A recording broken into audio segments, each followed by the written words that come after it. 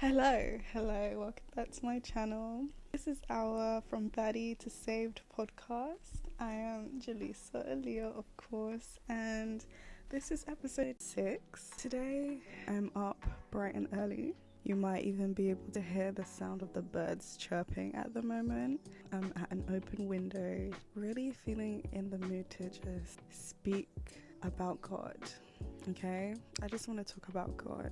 I kind of want to dissect the two forms of life, the one without him and the one with him, as in, like, let's take it as like a guide to realize what side you're on, right? Some people walk this earth and say, oh, God's got me, so everything's okay, but if you're not following his principles, then he won't have you like that, and you won't have that blessing that you really think you have. Let me be honest with you. There was somebody that as I was living in sin, I would like pop up on a random and make a video and be like, I'm blessed. I would write I'm blessed all over it.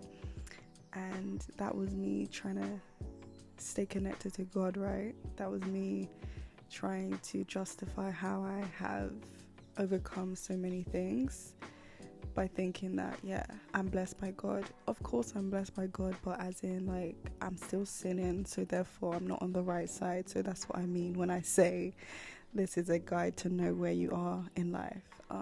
Well, not really, just like if you relate, then you relate. I have no notes, I have nothing. I'm just gonna talk, and wherever we end up is wherever we end up, okay? When I wasn't saved and I wasn't listening to the Heavenly Father, I would be in a state of confusion, sadness, stress. I would be overwhelmed by the slightest thing in life. I would receive major setbacks in life, as in if something went wrong at work, I couldn't let it go until I spoke about it in a negative manner, or until I just like dissected it, but negatively. I could never like take anything on the chin as like ingredients to make you a better person, basically, because sometimes things happen to you in order to build your character. It's not there to destroy you. And when you're not with God, everything feels like it's destroying you. Everything feels like it's overwhelming. Everything feels like why me? That's how you feel, right? You start to feel like, why me? Why is this happening to me? I keep doing this and da da da da da. And the main thing in that whole conversation is you're doing things for you. You're not doing things because you're being directed by the Lord. You're not doing things because God told you to. Or you're not seeing this job as an opportunity to do God's work. You're there for your own selfish reasons, which is money, being able to purchase that new thing that's on your list. Literally, like, the harsh reality is that, whether you want to agree or not. So when you work, I can only speak about myself, so like when you work with children, right, you will be in a workplace with people that love children, and you'll be in a workplace that where people don't care for the children. They are there for a paycheck. So that means when that child pours their heart out to them, it doesn't activate that godly love that they should have. That means that whatever they choose to do with that information is most likely not of God. It will be okay, my job tells me to tell this person about it, but I'm not gonna add my 2 cents in and make it be known that this needs to be sorted out ASAP. And for me, even though I was living in sin, that part of me never ever left me. Like, the connection I have with children is insane, like to the point where I don't even realize it. Other people have to tell me how good I am with them. Like, what? Like, all I know is that my heart loves them, and I would do anything to make sure they're okay.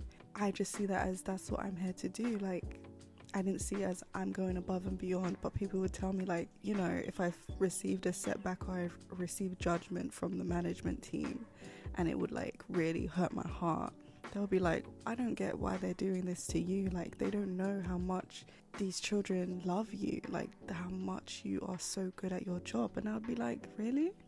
Like, that's how much, like, it's just weird. Like, when you are a child of God and you really, really are one, but you are tainted by sin. You don't know who you are anymore, so you can continue to do things from your heart, but you just won't understand the true picture. As if I stepped out of my body, I would see the power of my work.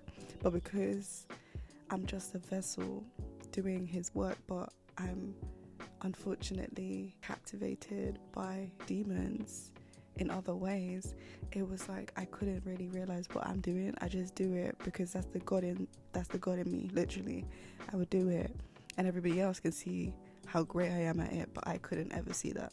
I would just be like, I don't get why the children love me like this. Like, it was like I was a celeb. I can't even lie. Like, it was like I was a celeb. If I didn't come in, they would cry. If I didn't come in, they would be so stressed and sad and be like, why didn't you come in that day? I was waiting for you.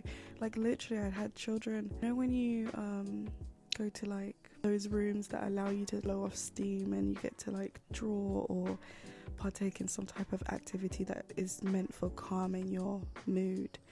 They would go there, and the whole time that they are there, they are creating something for me, like something to thank me, something to bless me.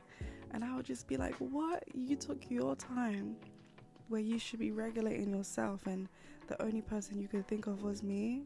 Like, do you know how beautiful and special that is? Do you know how beautiful and special that is? I would be overwhelmed to tears, and they'll be like, miss, don't cry. I'm like, I can't help it. Like, I can't believe that you love me like this. Like, I love them too, but it's just like, wow, I didn't see them like that with any other teacher, just me. So yeah, amazing. Yeah, the point was that when you're not truly giving yourself to God, you don't see the effects and power you have in this life. You just don't. You're just like more connected to the bad side of life. You know, you're more hyper alert to the things that didn't work out, or when you did receive criticism, or you know, you just never see anyone praising you because that's how you operate. And when you have God and you do things just from your heart because you know it's right to do, everything around you is so peaceful. Everything around you is so amazing. Like, if I give my last coin to my household because we're in a drought or anything like that, I don't have those same feelings of, oh, now I ain't got money for this, and now I ain't got this, and what am I gonna do because this. Like, that's how I would operate when I'm not with God. But now that I am with God, when I do something good or when I do something really nice, I don't have that weird voice in my head that tells me, oh, but you need money for this, you need money for... Like, that's the self part of it. Like, being with God, you lose that selfishness. You are no longer selfish. You will do anything for anyone you love, and it doesn't matter if that means that's my last money. Like, I'm content and happy with it because I know that God has me, and in my time of need it will return to me, right? So that's the difference. Another one is how you view the world, as in like how you operate in it. Say, for example, your commute to work. You might be somebody that just plugs in those headphones and doesn't even look around you, is not caring or focused on anybody else other than the fact that you need to get to work. There could be angels around you that are there to guide you, that are there to give you a beautiful word, and you have blocked that blessing that God has sent for you because you are plugging in those headphones and blocking all noise out because you're just like not in a space of enjoying your life. You're not in a space of really being alive, to be honest. Like, I don't know how to explain it. Like, when you are not with God, you just operate in such a low vibration. Like, you're at a low level in life, but because you have money, you think you're okay. But it's just like, no, you're in survival mode. You're not actually alive. You're just surviving. You're working so hard. You're having no time for yourself. You're not looking after your health. You're not able to even make those appointments because you're worried that you're going to lose out on money. Before you know it, it's just like, okay, you get paid, but you got to pay your bills and there's nothing left. That's how it feels. It's like, okay, I did all that. I sacrificed. I did all that, even though my job makes me do good things for the world and help the children and be of help to them. You're still lacking because you don't receive any reward, because all you're doing is chasing money. All you're doing is trying to survive, trying to have food, trying to have the latest whatever it is that you like. You know, that's what you're chasing when you're just in a cycle of the world. But when you choose God, he frees you. He literally frees you. He literally unlocks that prison that you are in, and that is a mental prison. That is a physical prison too. I have a word that a beautiful person once told me. It's probably not going to be in the exact words that they gave me, but I understand it now. This person once said to me that when you go and you work for somebody, you have to decide if you're there just to gain skills or you're there to look for an opportunity. And to you that might sound like so basic, but like what he meant was that when you pick a job, are you just there to work for those people, or are you looking for an opportunity to give your skills to? Like, is there a door open for you to actually provide something new to that company, or are you just there because you want to learn something? And if you're there to just learn something, what do you do after you learn something? Like, you have to decide how long you're willing to be in that place before you move on to the next opportunity, right? And if in that job there is no position or there's no space for something so that you can promote and say, do you know what, I feel like you guys are lacking this, let me provide this for you if you allow me to. You know, that's what you're meant to do in a job. And if not, you just become a sheep. You just become a sheep and you just work and not grow. And, you know, a lot of people, they get into a job and they don't strive for more and they just stay stagnant, and that means that your talents, your purpose is not being fulfilled. When he told me that thing, I was like, what?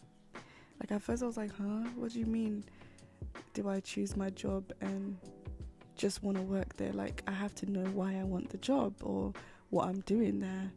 And he also let me see that, like, you can't live a life where you value the job more than your own health, because if you were to pass, they will replace you. There will be no regret. Like, no one's rooting for you, basically. You're just filling a position. You're not anything. And that woke me up, because I was like, damn, I'm out here knowing full well that I'm not feeling well, knowing full well that I need to see the doctor, but because my head is just full of all these responsibilities of life that life says I have to fulfill, I just chose to suffer and get sicker and sicker in my job because I value the money aspect more. That's so bad. Like, guys, please, if you are in that situation where you're putting off your health, you're slowly deteriorating, you're slowly losing the ability to even perform how you want to at work, please, please, please, please stop. Please, please, please stop and realize, no, you have one life and it's not worth giving up for a job. It's really not. And it's a job that you're probably not even going to stay in forever. So, you know, jobs come and go. And he also taught me that when something ends, I'm just so happy that I received this word. And it's just so sad that I received this word when I wasn't able to hear it or listen. So now that I can listen and I've understood, it's so beautiful to share. So thank you so much. You know who you are. He told me that when something ends in your life, no matter what it is, it could be a job, it could be a relationship, it could be anything. He told me that when something comes to an end, you should not take it as something to be upset about. You should be grateful for what you learned, the skills you achieved from it. You shouldn't be in a position to be sad or regretful. Yeah, that was the word. He was like, don't regret anything that happened in that position. Be thankful that you was able to receive what you needed to receive, and be there's a wasp in my room. Hey, please leave. Hey, wasp, I need you to leave. Mr. Wasp, Thank you so much. He left. Oh, guys, I nearly fought for my life. I'm so scared to be stung. I've been stung once in my life, and I just don't like that feeling. So I never want it again. But yeah, he was like, don't be regretful. Don't take it as a bad thing. Just be happy that you were able to experience that and think about the skills and the new things that you now know that you didn't know before, and use it to like empower yourself for the next level, empower yourself for what is to come.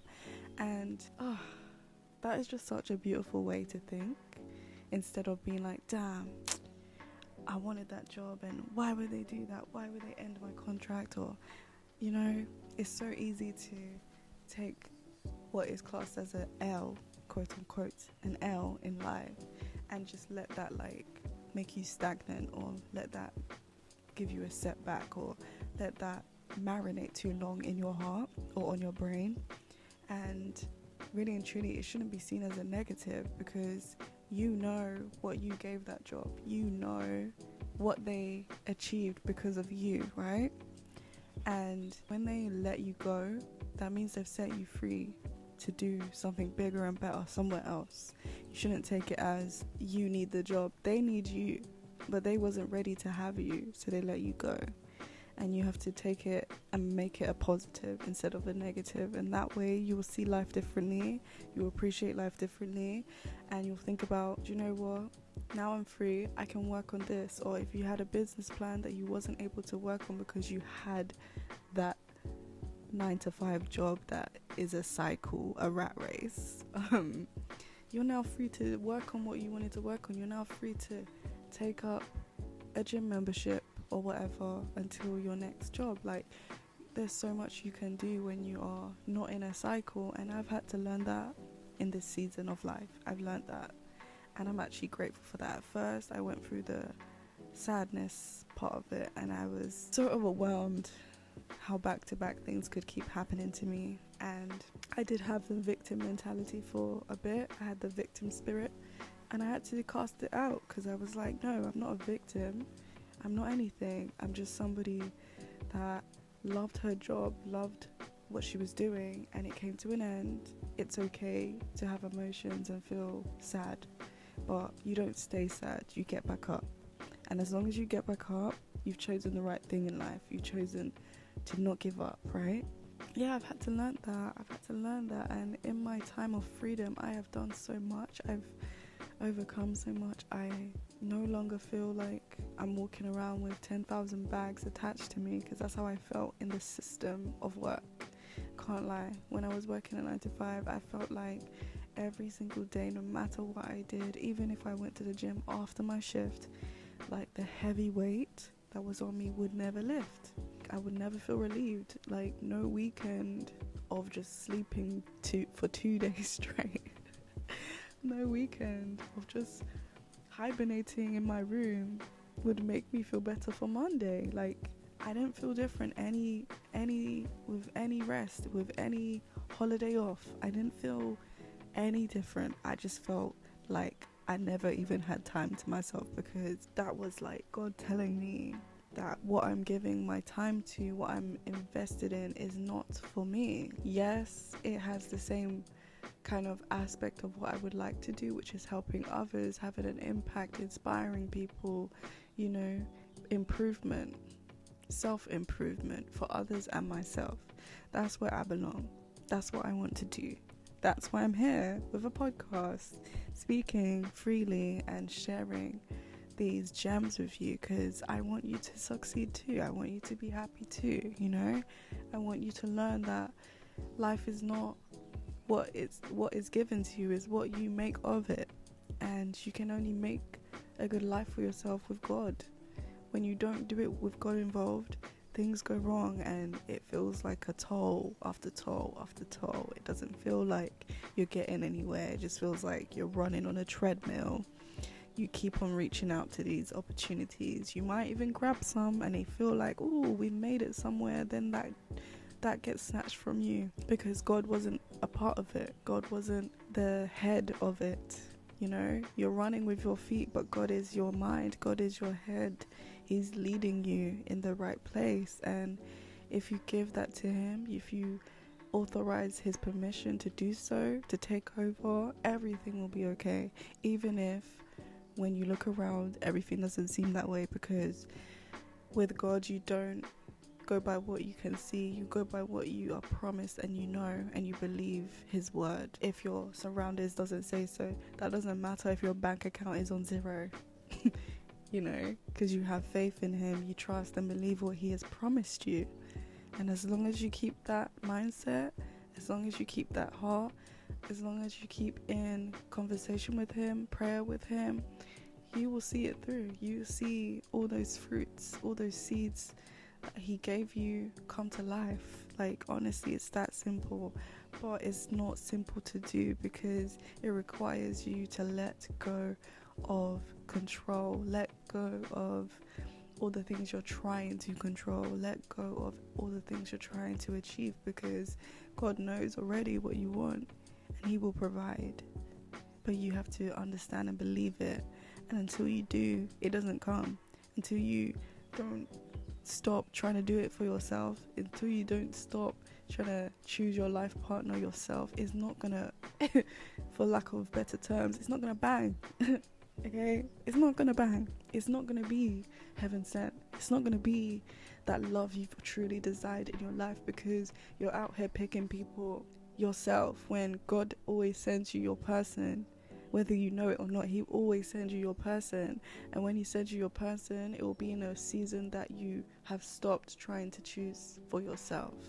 And I've learned that. And yes, that person can come when you're at your lowest point. Yes, that person can come where you're still sinning, but that's where you have to open your ears and listen and be willing to see the truth. You have to be willing to know what that person is trying to tell you.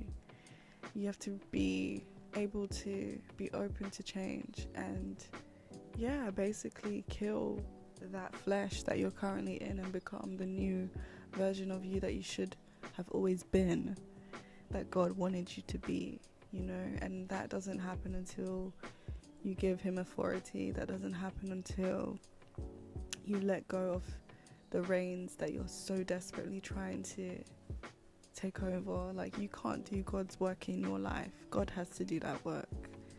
You can't put yourself in his seat and command things. That doesn't work.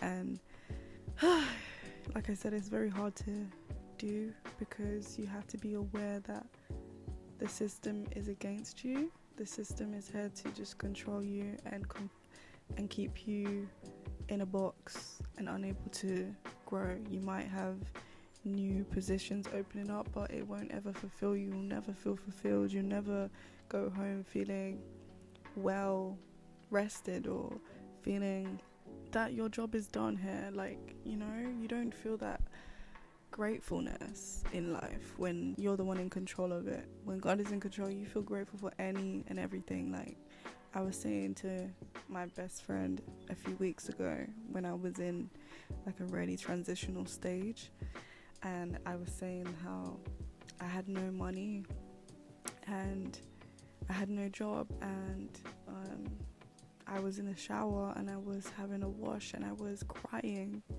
in the shower because I was so grateful for soap.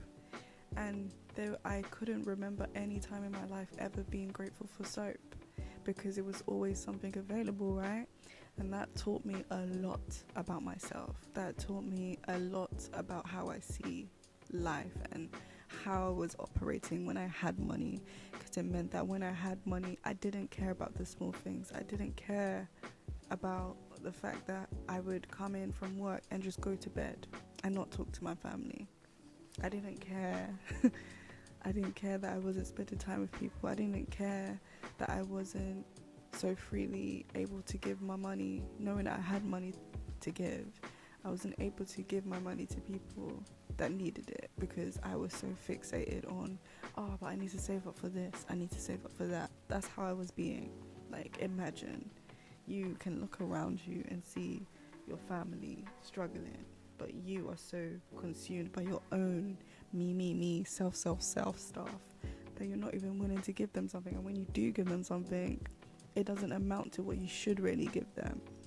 So yeah, life is kind of wow, and it's a lot being able to like speak on both sides now. Like, it's such a humbling, beautiful thing to have seen both areas of life, both walks of life, and just value so much the God side of things. I would never go back to a life that God is not at the center, that God is not number one for me, because I know what it feels like to try and navigate a world without him, but think that I'm blessed because I just keep saying God has me, but I don't talk to him. Like, I don't talk to him at all. So how can he have me when I've literally cut communication off? I just say his name and that is it. Like, that's how I was operating. And now there's no day that I don't speak to him. There's no day that I don't confide in him. There's no day that I don't, give all my concerns or anything that I'm feeling to him. Like, I've handed it over to him. I allow him to sort that out. I don't dwell in any thought that is not of him. It's just so beautiful. That's why I just want to share that with you guys. I hope you are able to figure out what side you're on in life. If anything I said really like paints a picture for your own life, if you are overly consumed by certain things in your life and you feel like you don't have control over things, and that it's just getting overwhelming and you're just overworking yourself to try and have all this money to pay for everything, just like, if you believe in God, if you believe in Jesus, please just take some time to speak about those things to him. Tell him how you're feeling. Tell him what's going on. Give him access to all areas in your life. Open every door. Don't close them. If it's your finances you're struggling with or stressed about, give him permission to walk through that door and change it. If it's your love life, give him permission to walk through that door and change it.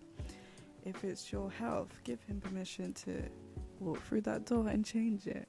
Any and everywhere that you are lacking or feeling like you need assistance and guidance and help, give it to him. Please give it to him, because you'll be in a better place. You really will. And he always provides you an answer. He always provides you guidance. Like, he'll never leave you wandering aimlessly, as long as he knows that you have called his name and you are honestly ready to stay with him and not just call him in times of need, because you have to also talk to him when you're grateful and happy and thankful. You have to talk to him about every side of your life, not just when you're in need, because that's how you have that kind of user mentality. You only run to the Lord when you're in trouble. That's not right, and he won't judge you for that, but it's not right.